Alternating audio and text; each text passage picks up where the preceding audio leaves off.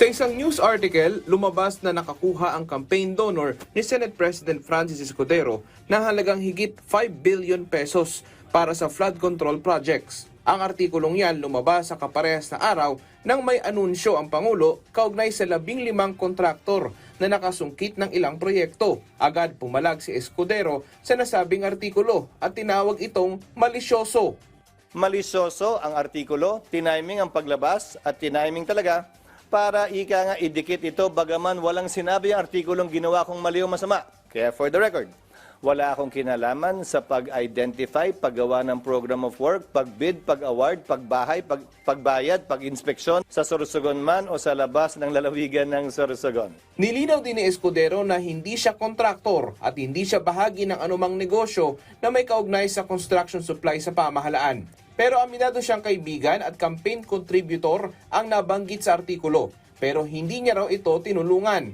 Hindi, wala at niwala sa artikulo yon. Yan na naman yung innuendo at insinuation. Hindi ako bahagi ng kanya negosyo. Sino ba yung mga mambabatas at opisyal na gobyerno na aktual na kontraktor, aktual na may-ari nung mga kumpanya na nakakuha ng kontrata sa gobyerno? Tingin ni Escudero, demolition job ito laban sa kanya na may kaugnay sa impeachment at para umano maalis siya sa pwesto bilang SP. Bagamat walang pinangalanan si Escudero, pero may tingin na siyang nasa likod nito.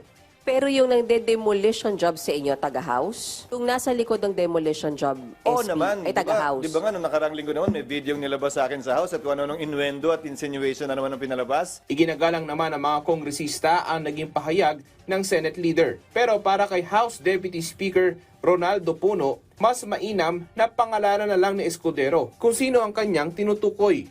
Masama yung pagka-blanket na sinisiraan ako dito sa Kongreso. Lahat kami tinatamaan. Kaibigan ko si Senator Chis. Kung pati ba ako, nadamay na naman dyan sa akusasyon na yun. Hindi, walang ganyanan. Wag natin lalahatin.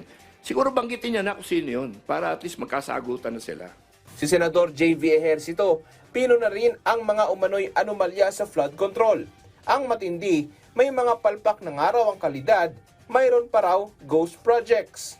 Hindi naman tayo santo lahat dito, pero wag naman tayo maging demonyo, di ba? Sobra na yon, kademonyo na yon, yung kikita ka na tapos hindi mo pa i-ghost nyo pa. Wow. There's a special place in the Hell Reserve for those who are engaged in ghost and flood control projects na talagang dinaya at talagang pinatong-patungan.